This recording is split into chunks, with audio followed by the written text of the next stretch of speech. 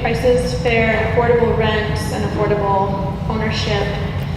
And then we got talking about more deeply about how housing trusts can use community organizing to really mobilize communities. So there's some trusts, say in Worcester, that we talked about, or like CDCs that maybe aren't focused around community organizing and actually building power in communities. So how can we get to where people see this as a tool to use to make change? I'm talking about like it needs to be a community organizing piece, there has to be a vision, and land trusts are really a tool for making that happen. And we talked about how we can use community land trusts to bridge class differences and bridge racial differences, and really using education to make sure people understand what CLTs are and how to use them, because a lot of people don't and don't know the potential that is there. We talked about using having community-controlled commercial space as part of CLT, how it could be used, like not just for housing, but also having ownership where the community could really own its own means of production and start thinking about a way of producing different kinds of economies and providing the needs of the community. And then we talked about how, this was really good, that there needs to be a mixture of solving problems and proposing bold solutions, that we can get more done if we're actually solving a problem that already exists, and then we can really push something that's really bold or radical, like community land trusts. And so the foreclosure crisis is a really great opportunity to bind together to solve a problem that could build a really good foundation for moving towards community land trusts and making those really big changes on that front. But yeah, overall themes were education about understanding CLTs better. People want to know more about how they work and how to make it happen, and also figuring out how to really use it to organize the community and make some big changes. Thank you.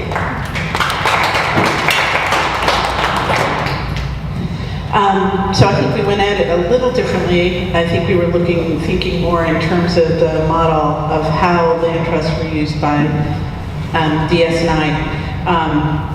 So we had first sort of brainstormed what a healthy community or economy would look like.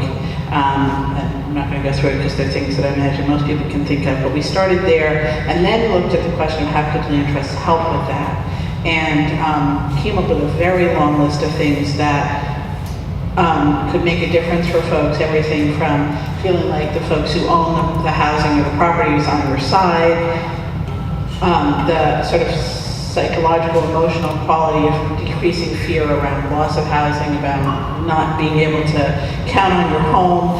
Somebody made the great example of, it's less stressful, not only that, but, like if you end up with a bad mortgage, and I know DS and I did some of this, that you actually aren't alone with it. Like there's a, community of folks that also own their housing and that may have access to resources or community solutions. We talked about it in terms of its impact on the community as a whole, not having vacant properties as much because the land trust is holding the properties, creating long-term stability, affordability, not just for folks who might buy the house next, but for the next generation, which in a lot of cases, folks have been priced out of places where their parents might own a home, but they could never afford that. We talked about the role of having more control and decision-making about what happens with housing and with land and potentially with small businesses, and the empowerment and the power that comes from collectively working together, right? Which of course a land trust is an example of. And we talked about the way in which this also has been used to lower the barriers to ownership. So the property might be owned in common, individuals can own their homes, and it creates that mixed benefit of both. The big sort of back and forth was about this tension that often comes up in conversations about a land trust that tries to hold the caps, the amount of money you can make off of the property. And so the tension between sort of stability versus what has been framed often as individual gain, but could just be mobility. You could afford to buy into the land trust, maybe you made some more money, but you can't afford to move somewhere else. And several rounds of folks came up with, well, what we really need then is just lots more land trusts so that we can move to another land trust in another community, and it's not a barrier. And also that it could provide the stability and opportunity for folks to be able to earn more money, but maybe would let them buy it later anyway. Thank you. Great.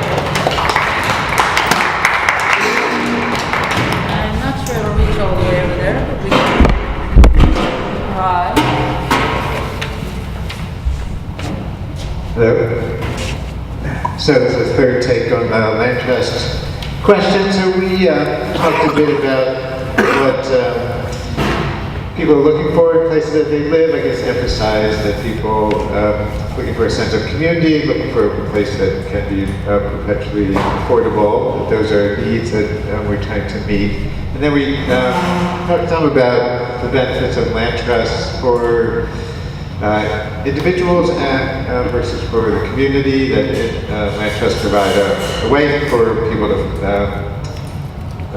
things to be maintained as affordable, provide some security in that way, provide a way for people to have information about the communities, so the kind of information sharing and community building that's part of that. Provide stability, enable people to stay in neighborhoods and then stay, kids to stay in schools, sort of to stop the kind of mobility that's destructive to families and communities, creating relationships of trust through that kind of involvement, and then the kind of community benefits that were part of it in terms of preventing sort of speculation and creating more stability in neighborhoods. And then people raised some concerns about the land trust too, both in terms of the limited equity that people build up, so in terms of wealth creation, there are limits on that. There's questions of who has power and control because in the community process.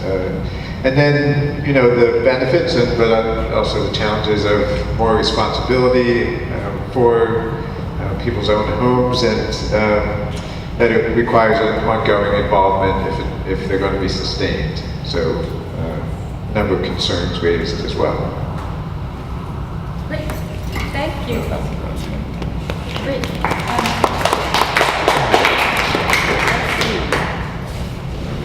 I think number 3. Yeah, you might have to move. You might have to bring your people with you. Okay. We had the institutional question.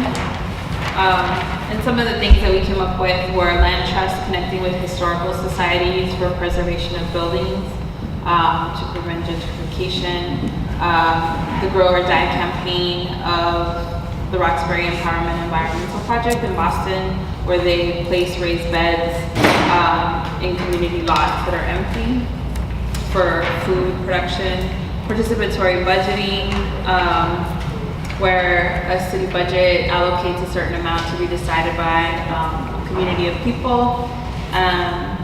We talked about micro-lending, but using micro-lending for the 3% down to purchase homes, cooperativizing housing, community education on issues for community empowerment, split ownership, how can housing, NGOs, and trusts work together to make better housing options. We talked about young people and youth groups working together to address employment, underemployment, housing, lack of voice control for young people, using city resources to control equity for youth housing and creating youth jobs, how to transform case management to collaboration, such as cooperative businesses for young people, and Boston Youth, the Boston Social Justice Youth Network through the City School ACE, Boston Youth Organizing Project, Reflect and Strengthen, Beantown Society Project Hip Hop, which are small little grassroots groups that together address issues of violence, address issues of trauma, housing, and environmental justice, education justice, and systems of oppression education. And then we also talked about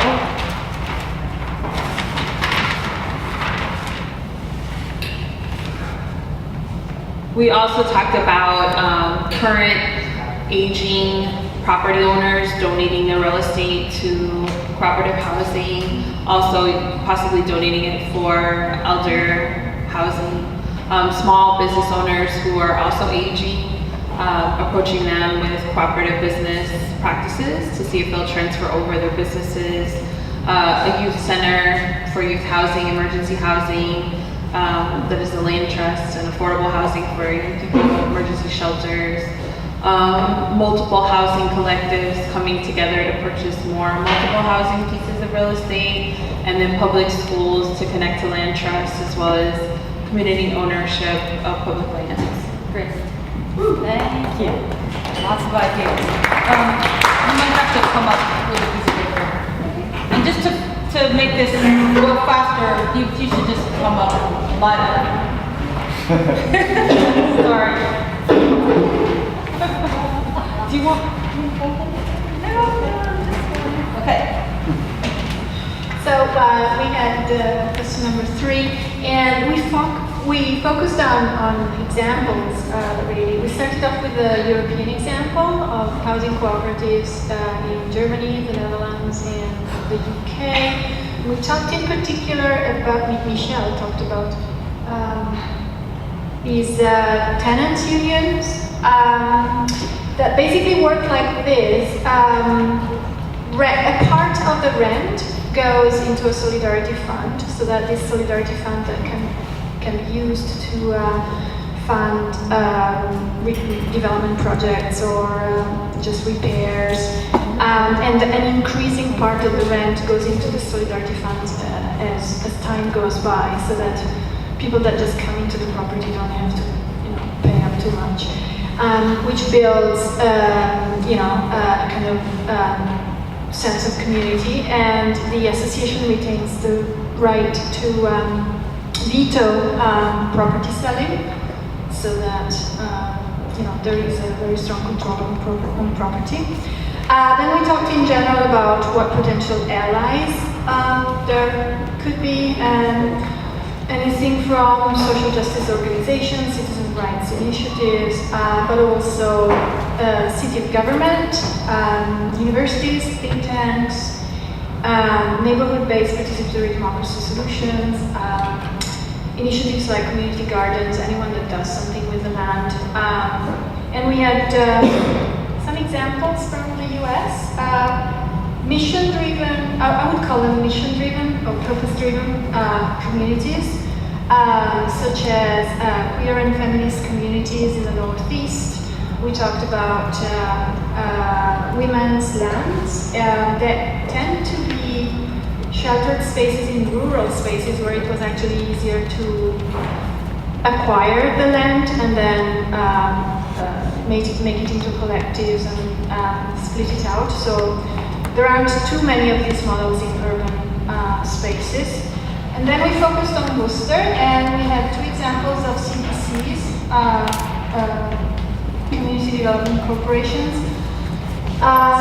One, Common Ground, which boasts 25 years of experience and actually started as a land trust. And we have the expert here. What's your name again? I don't know about the expert, but John O'Sullivan. John. John O'Sullivan.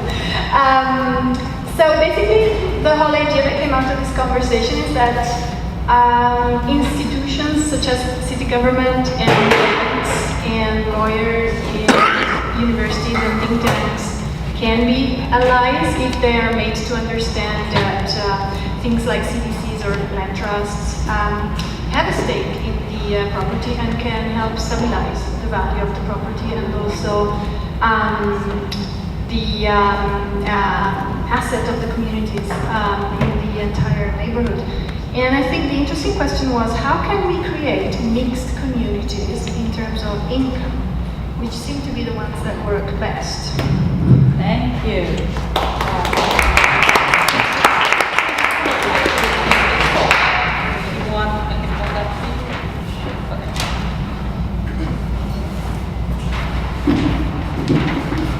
So we talked about question 3 also.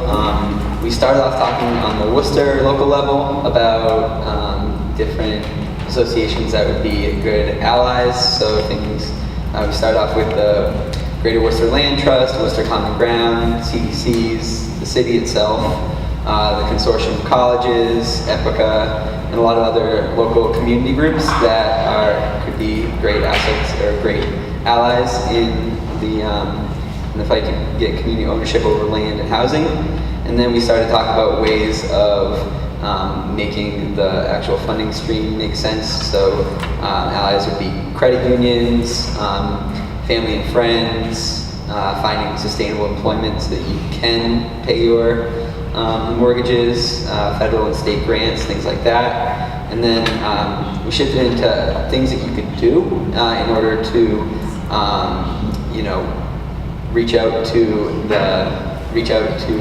the people in the neighborhoods. So there were things like listening projects where you could go around and speak with local residents and see what actual issues they're facing. And you know, and then other things were like local community gardens and urban agriculture, and starting up things like park steward programs where you could have an entity that is like really good at stewardship over plants and trees and things, and then potentially could leverage the city to start taking over some of their land that they're not taking such good care of, and then that would be a way of you know, getting ownership over that, or at least use of it. And in Worcester specifically, another thing was mentioned, leveraging the colleges who have an enormous amount of tax-free land in the city, and seeing if we could find ways of you know, getting that into community energy.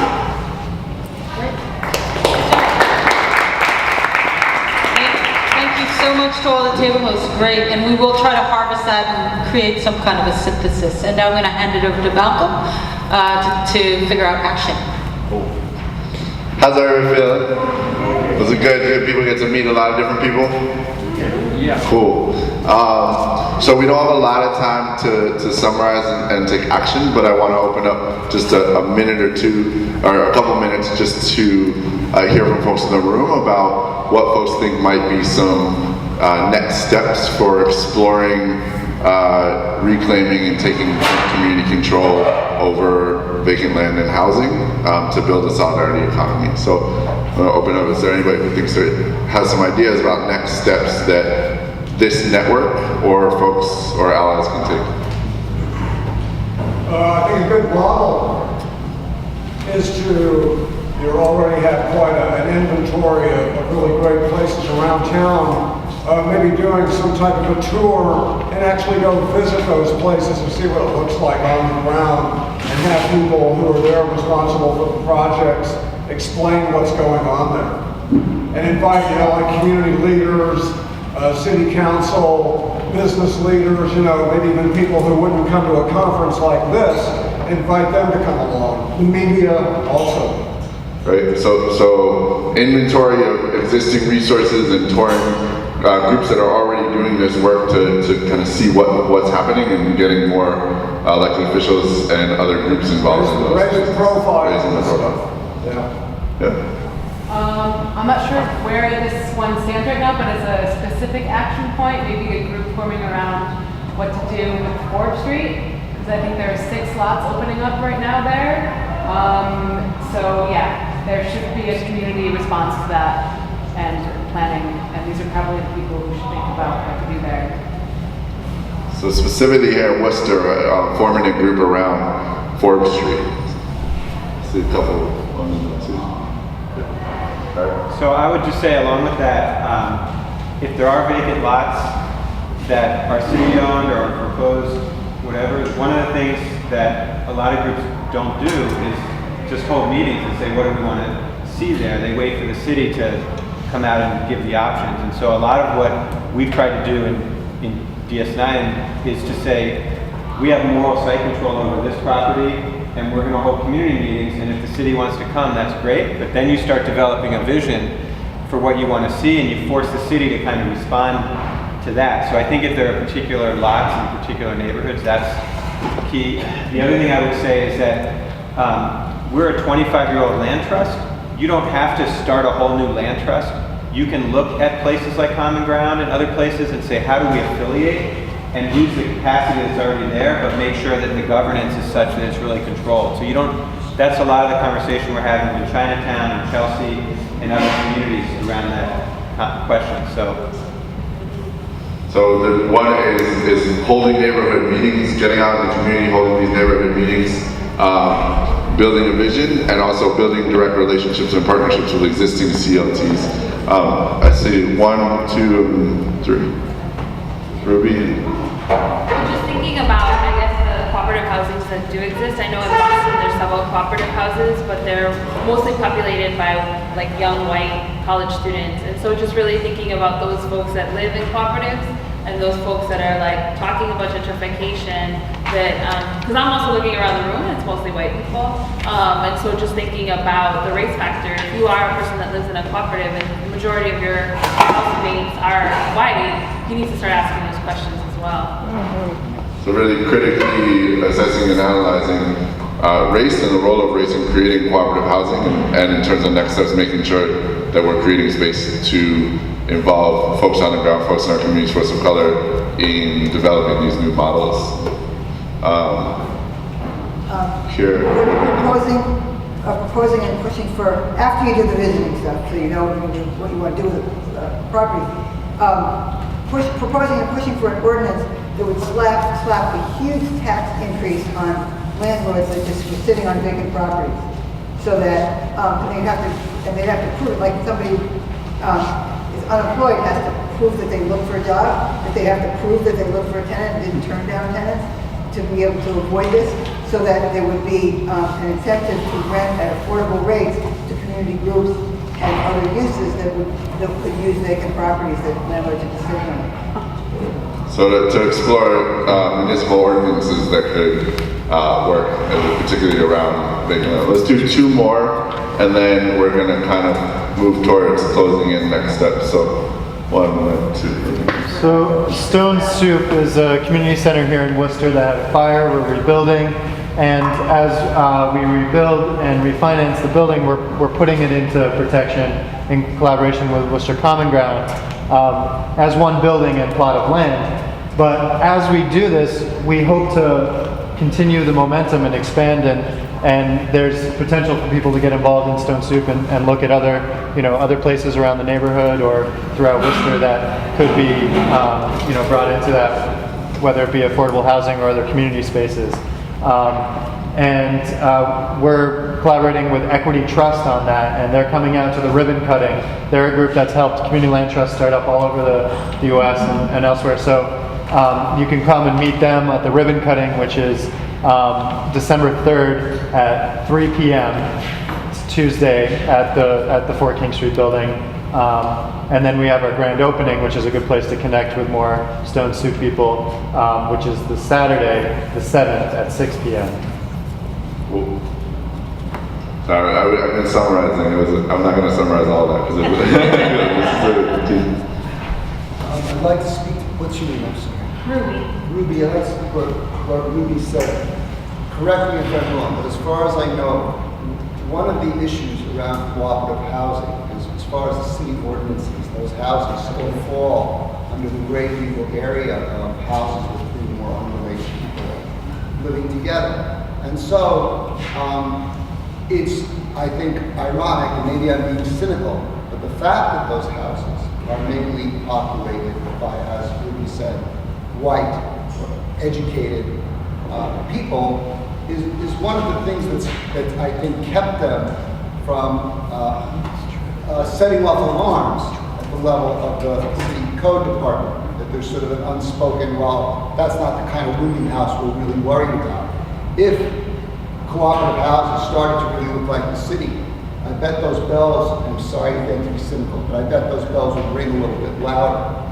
I think to get in front of this, we really have to start working with the city council, and which is where that decision was made, the first of the planning subcommittee, to create a special category, first of all, for people who are forming cooperative houses according to a shared living structure, however anarchic it may be, that is different from people who are in a transient situation. But by the same token, Worcester really needs housing for people who are in transient situations, whether those people are going through divorce or whatever. And so there are also rules that would make it less of an alarm bell in a community, a freak out in a community to have those kinds of houses. One would be to simply, the rule now is that once you get something zoned as a rooming house, that person can sell it and flip that license over to another person that nobody knows. That freaks people out. Also, if there was somebody required to actually live in that one house, sort of a resident council or established, that would also make people's months. We have two situations that really, if both of them were dealt with, would expand people's options for living less expensively, whether that's going to be a long-term or short-term solution. But those options have to be there for life is coming. So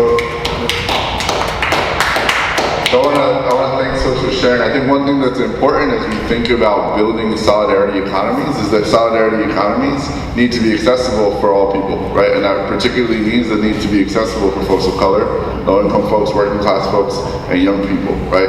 And that's not to say that everybody in this room is going to have the answers for everyone, or that everyone's going to be involved in each piece of building this solidarity economy. Right, and so some of this work is going to happen network-wide, and some of this work is going to have to happen in communities, right, in existing institutions and organizations. So one of the things that we wanted to propose was that the SAGE network take on some next steps of exploring this a little bit further, while also knowing, Harry kind of alluded earlier to within a national alliance called the Right to the City Alliance, we are exploring with groups that are all long-term housing justice organizations based in working class communities of color, are looking at how we take anti-eviction, anti-foreclosure, tenant rights organizing and think about land trusts. But as a network, as folks are talking about solidarity economy funding and talking about how the solidarity economy network can be using this space or thinking about how to support other groups in using this space, we wanted to propose that there be kind of a work committee or a committee of folks to explore these questions a little bit further, while fully acknowledging and realizing that that committee is not going to answer all the questions, nor should it necessarily, right? That committee is not necessarily the right place to answer every single question about how these types of ideas can play out in our communities. So we're going to pass around a sign-up sheet. Emily, but it's already going around for folks who would be interested in exploring these things and these questions further, particularly starting from a place of education and training, but then really looking at and talking about how do we resource these types of efforts, what would that look like, how do we build on the brainstorms about reaching out to allies and networks, and then how does this get implemented with real strategy, right? How does it get implemented in a strategy that ensures that it's being led by communities who have been directly impacted by foreclosure and housing crisis, right? How does it get impacted in a strategy that everybody can be part of building these new economies? So I think that's maybe in the back, so it's kind of coming around. Is it back there?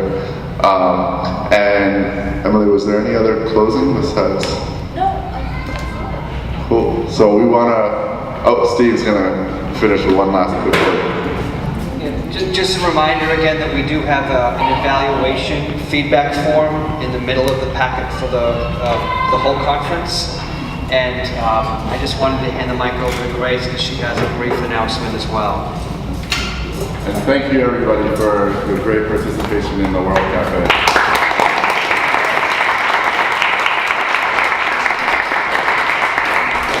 I just wanted to let folks know who might be interested that I have the anti-corporate personhood money is not free speech petition for folks who are voters so that we're trying to get on the ballot. Thanks.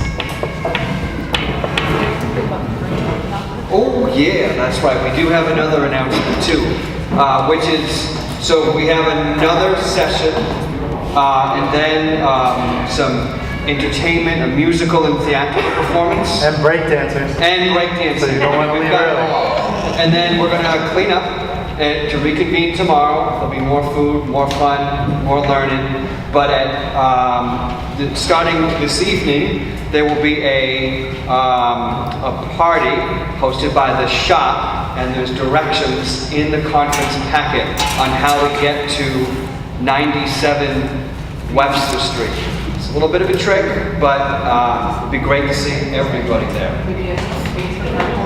Oh yeah, and it would be great if we could practice a little solidarity by carpooling, because parking's a bit limited. So, yes, that's right. Meet somebody you don't know and share around. Dinner's at 7, says the man with the spatula. Great. Have a great afternoon session. One more announcement. Just as long as we're talking about foreclosure stuff, this Tuesday, the city council is voting on a measure to make mediation mandatory before the banks can foreclose on houses. So there's going to be a big rally. A lot of organizations are pushing to get people out. So if you're in Worcester, 6 p.m. City Council downtown.